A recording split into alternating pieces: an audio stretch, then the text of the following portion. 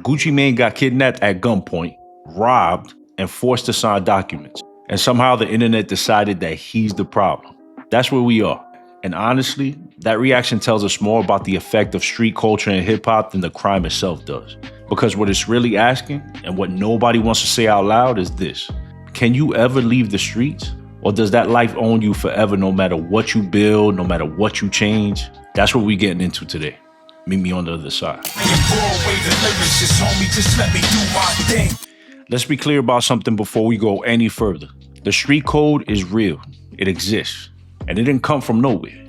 In communities where law enforcement has historically been an occupying force rather than a protective one, where calling the police meant that somebody got shot or somebody went to prison for something minor, people developed their own internal system of justice.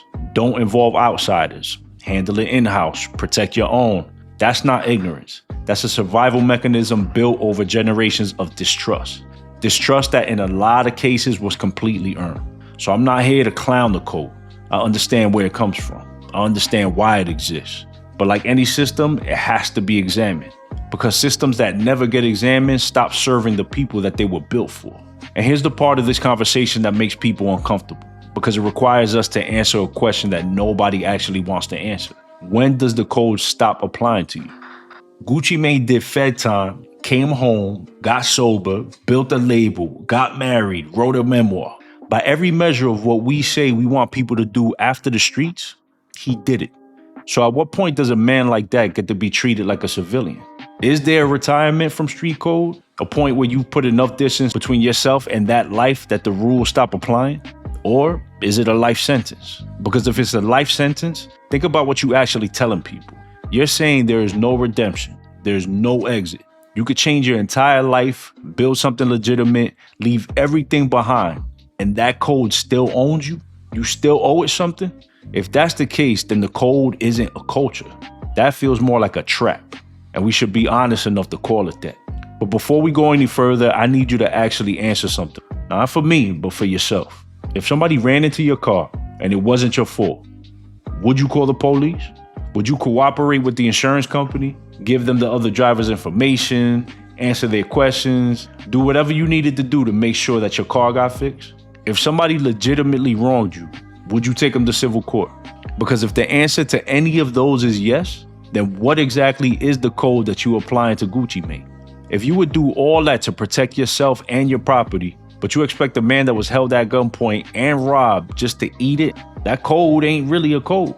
It's selectively applied based on who has more visibility, based on whoever the internet decided to go against that week. That's not principled. That's just picking sides. And while we're asking the honest questions, let me ask a few about the other side of this. Was what allegedly happened to Gucci Mane consistent with any version of the street code? Is robbing your own label head, the man who signed you, the man who gave you a platform, is that street business? Is that honorable?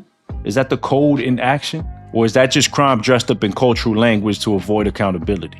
If the code is supposed to protect people in the community from outside threats, who exactly was it protecting when 9 men allegedly traveled from Memphis to Dallas to kidnap a music executive at gunpoint? Because if the answer to those questions make you uncomfortable, it should. Let me tell you what the street code is actually being used to do in this situation.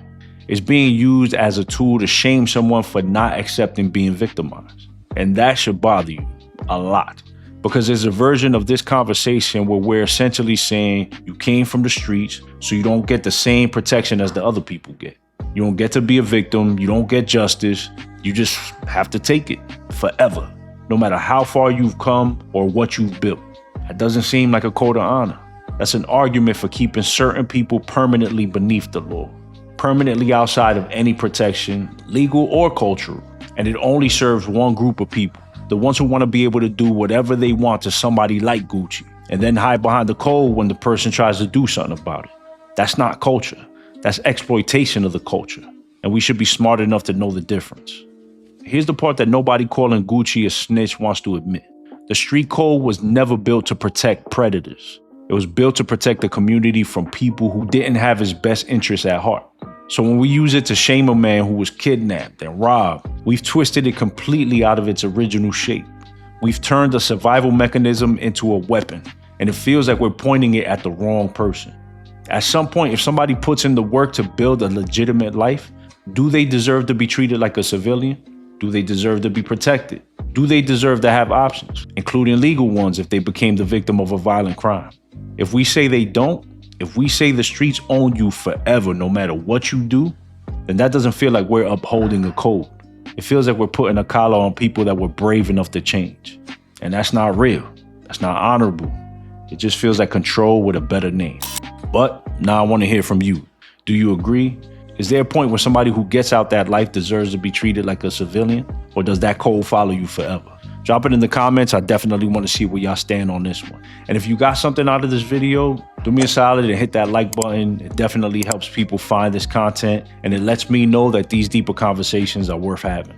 If you're not subscribed yet, consider joining the channel. Click that bell icon so you guys get notified whenever I post new content. And if you enjoy these deep dive conversations, be sure to check out my Hip Hop Didn't Tell You playlist. Thank you guys so much for watching. I truly appreciate y'all. Peace.